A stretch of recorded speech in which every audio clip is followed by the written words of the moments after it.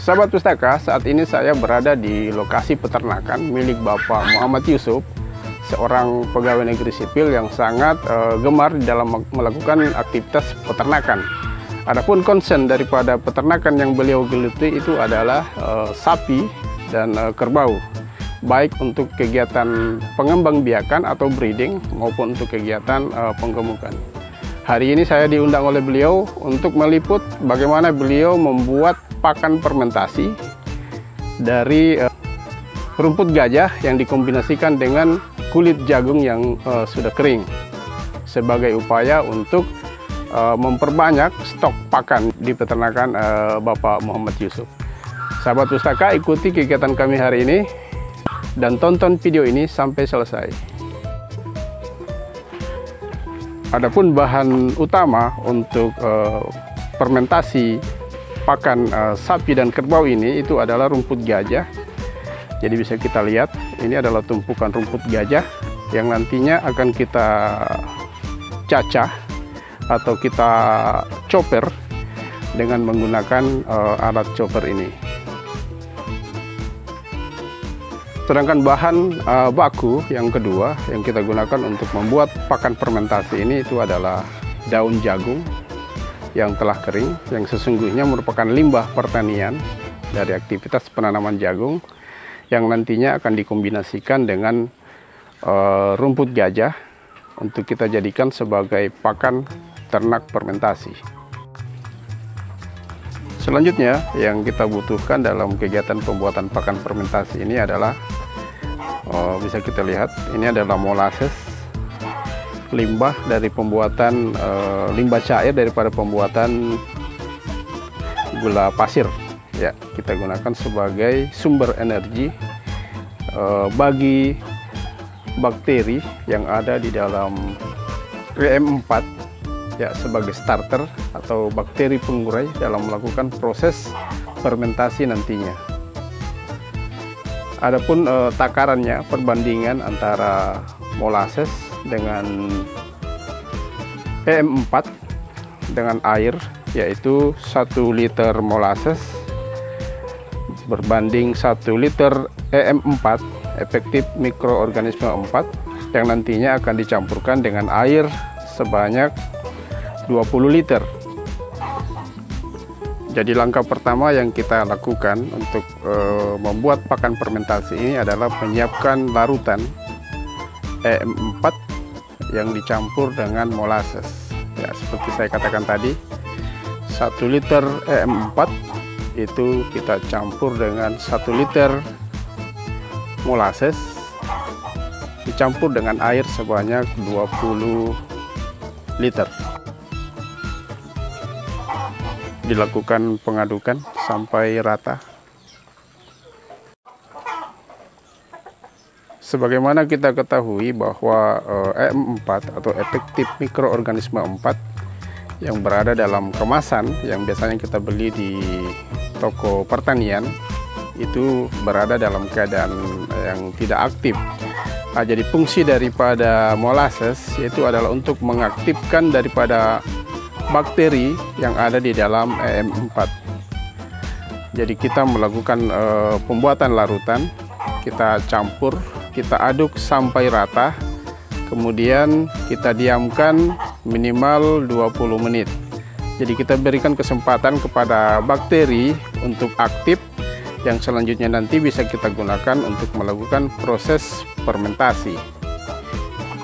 Sambil menunggu bakterinya aktif, kita akan melakukan proses selanjutnya, yaitu melakukan proses pencacahan daripada rumput gajah. Sahabat Pustaka, sambil kita menunggu bakterinya aktif, selanjutnya kita melihat langkah berikutnya dari proses pembuatan pakan fermentasi ini, yaitu pencacahan rumput gajah.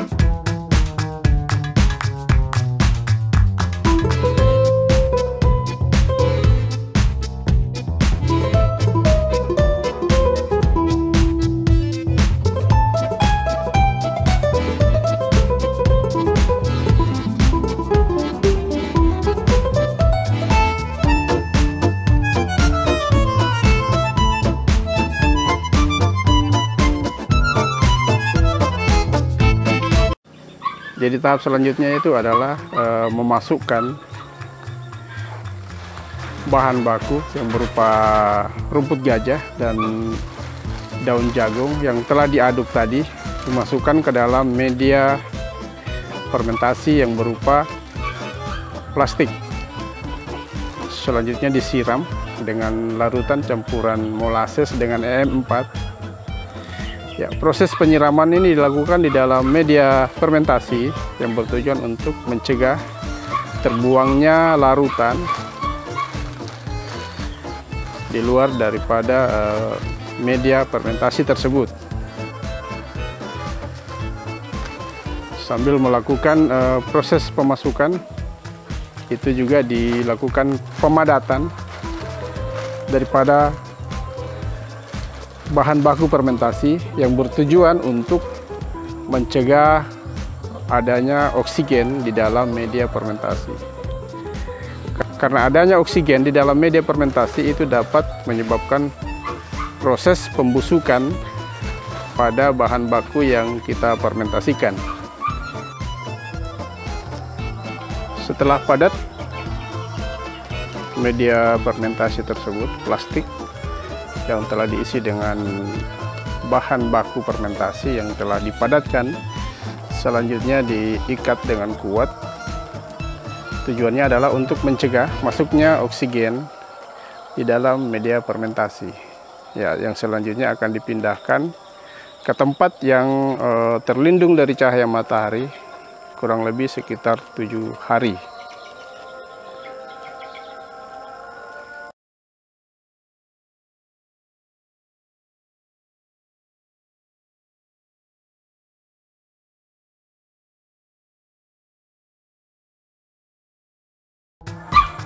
Ya, jadi kita lihat bagaimana sapi-sapi yang dimiliki oleh Bapak Muhammad Yusuf itu sangat lahap memakan pakan fermentasi yang telah difermentasikan selama kurang lebih 7 hari. Jadi ini adalah sapi jenis Hamus. Ya, Pak Yusuf melakukan pemeliharaan dengan sistem breeding, yaitu pengembangbiakan. Nah, sedangkan yang di sebelah ini adalah jenis kerbau.